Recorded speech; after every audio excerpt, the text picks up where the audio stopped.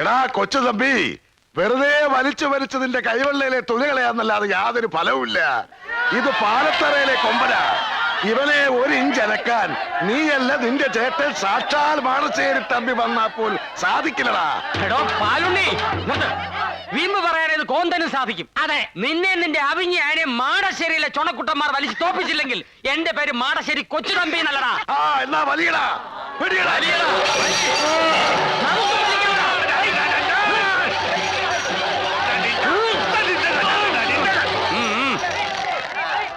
എടാ കൊച്ചു തമ്പി, തോൽവി സമ്മതിച്ചേരെ. ഉത്സവത്തിനുള്ള കൊടിമരം പാലത്തറ കൊമ്പൻ തന്നെ കൊണ്ടുവരും. എടാ ശ്രീധരനുണ്ണി, നിന്റെ ഈ കുഴിയാനെ കൊണ്ട് ഉത്സവത്തിനുള്ള കൊടിമരം തൊടാൻ പോലും ഞങ്ങൾ സമ്മതിക്കല. കൊടിമരം കൊണ്ടുവരാൻ കൈക്കരുത്തുള്ള ആമ്പിള്ളേര് മാനശ്ശേരിയിലുണ്ടാ തെണ്ടി. അത്രയ്ക്ക് കരുത്തുണ്ടെങ്കിൽ വലിച്ചു തോപ്പിക്കടാ ചെത്തെ. വലിച്ചു തോപ്പിക്കൂടാ.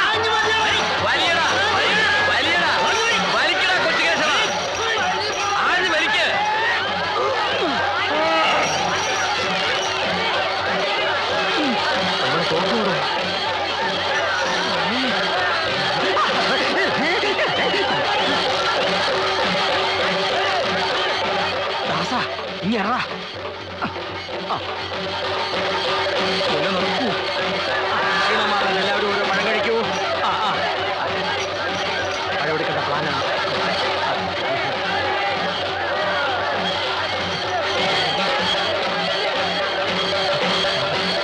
പഴക്കൊല കൊണ്ടുവന്നിരിക്കുന്നു. പഴക്കൊല മാറ്റാൻ വേണ്ടി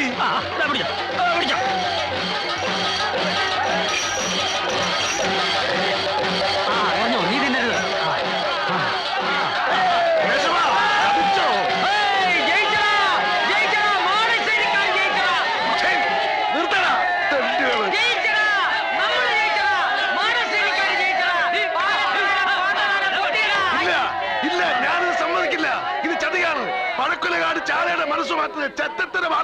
ഞങ്ങളുടെ തടിപിടുക്കന്മാർക്ക് തിന്നാൻ കൊണ്ടുവന്ന പഴക്കൊല കണ്ടിട്ട് തുമ്പിക്കൈ നീട്ടുന്നത് അതിലും ചട്ടത്തരവാടാ തെണ്ടി.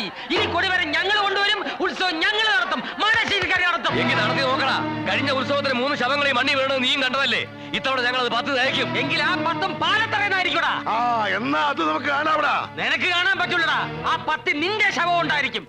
എങ്കിൽ ഉത്സവം വരെ കാക്കണ്ട, ഇപ്പൊ തന്നെ നോക്കാം. നോക്കി നിൽക്കാതെ ആനയെ വരക്കടാ.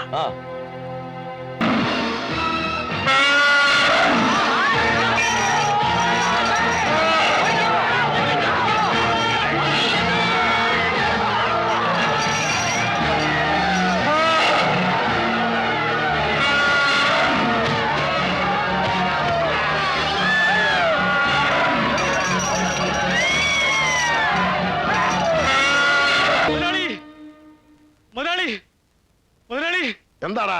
നമ്മുടെ ആന 15 പേരെ ആസ്പത്രിയിലാക്കി. ആ 15 പേരും നമ്മുടെ ആളുകളാ. പോയി ആ കരാട്ടക്കാരെയൊക്കെ ഒന്ന് ഉഷാറാക്ക്.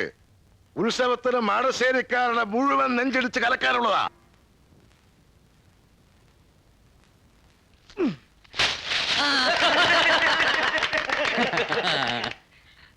എടോ, ഉന്നമാണ് ഒരു പോലീസുകാരന്റെ ജീവിതത്തിലെ ഏറ്റവും വലിയ ലക്ഷ്യം.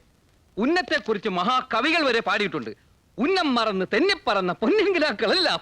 സാറേ, ഈ ഉന്നം നോക്കുമ്പോ ഒരു കണ്ണ് അടച്ചു പിടിക്കുന്ന എന്തിനാ? എടോ, 2 കണ്ണും അടച്ചു പിടിച്ചാ പിന്നെ വല്ലതും കാണാൻ പറ്റും.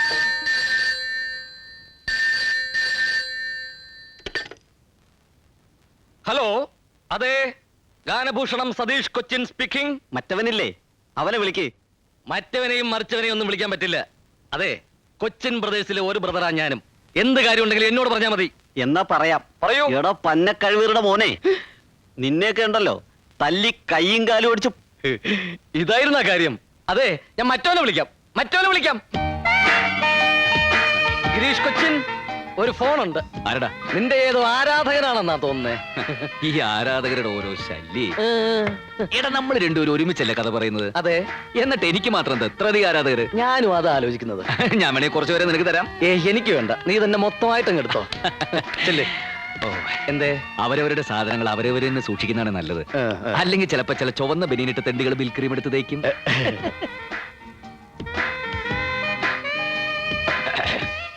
Yes, Ganabhooshanam Gireesh Cochin speaking. കള്ള കഴിവേറി. ഹലോ, ഞാൻ സോമന, കലാക്ഷേത്ര കൺവീനർ. ചേട്ടനായിരുന്നോ? ഞാൻ വിചാരിച്ച ചേട്ടനല്ലെന്ന്. മതിയടാ പറഞ്ഞത്. അഡ്വാൻസ് എന്ന കാശുമായിട്ട് എത്രയും പെട്ടെന്ന് നീ ഇവിടെ എത്തണം. മനസ്സിലായോടാ ചെറ്റേ? ചേട്ടാ, ചേട്ടൻ നല്ല ബെസ്റ്റ് ആരാധകനല്ലേ? ആരായിരുന്നു അത്? അടുത്ത ആഴ്ച നമ്മുടെ പരിപാടി ബുക്ക് ചെയ്തിട്ടുള്ള കമ്മിറ്റിക്കാരാ. അതെ, എന്താ അയാള് പറഞ്ഞത്? ഒന്നി കഴിവറുടെ മോനെ അടിച്ചതിന്റെ കണ്ണിയങ്ങളെയും എന്നാ അയാള് പറഞ്ഞത്? എത്രയും പെട്ടെന്ന് അഡ്വാൻസ് ആയിട്ട് അങ്ങോട്ട് ചെല്ലാൻ. എന്നാ വേഗം ചെല്ല്. നീയും വാ. അയ്യോ, ഞാനിപ്പോ ഒന്നും ശരിയാവില്ല. നമ്മുടെ സുമതി ഇല്ലേ, അവൾ എന്നെ രാവിലെ നോക്കി ഒന്ന് ചിരിച്ചു. കുറച്ച് കഴിഞ്ഞൊന്ന് മുട്ടി നോക്കണം, ചിലപ്പോ വീഴാൻ സാധ്യതയുണ്ട്. പൗഡർ ഇടാതെ മുട്ടിയാ മതി, കരിമുട്ടി.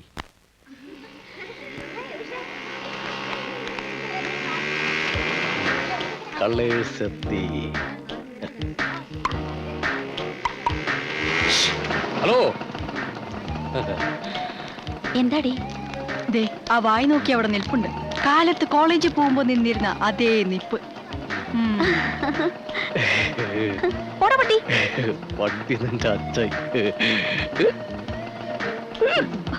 അയ്യേ അയ്യേ, പോകാം പോകാം. നല്ല ടയറ്, നല്ല സീറ്റ്, ബെസ്റ്റ് വണ്ടി.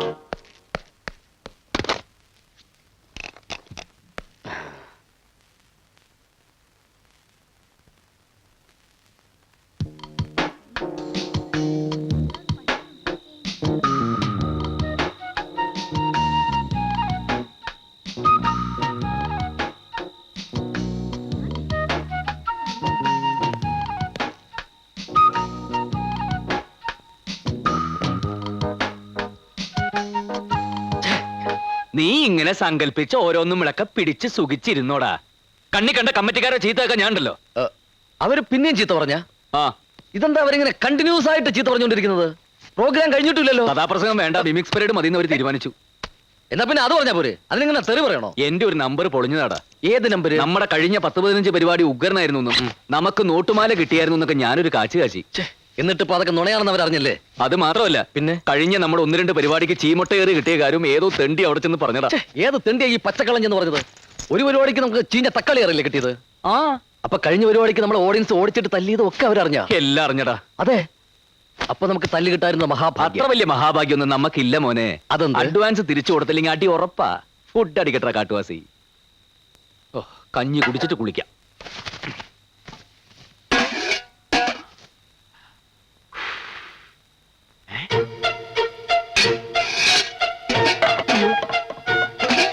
ഒന്നും ഉണ്ടാക്കിയില്ലേ? എടാ വൃത്തിയിട്ടവനെ, പച്ച മഞ്ഞ കളർഫുൾ കഞ്ഞി ഉണ്ടാക്കില്ലടാ. ഇല്ല, മനുഷ്യനാണെങ്കിൽ കുറച്ചിന് ആത്മാർത്ഥ വേണം.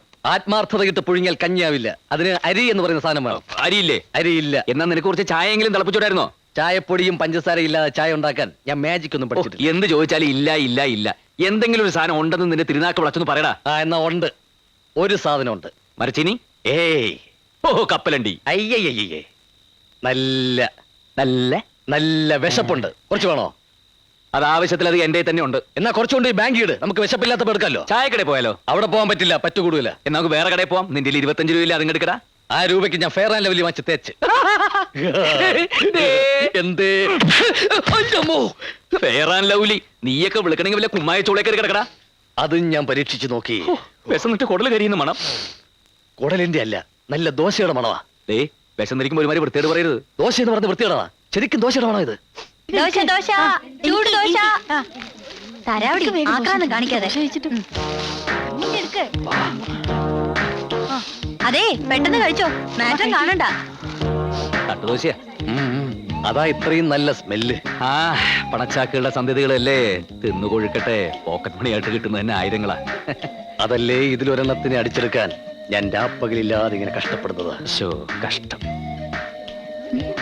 ചേട്ടാ, ഇവന്മാർക്ക് ഉറക്കമില്ലേ? ഇവന്മാർ ഉറങ്ങണമെങ്കിൽ ഇവിടുത്തെ ലൈറ്റ് മുഴുവൻ ഓഫാക്കണം.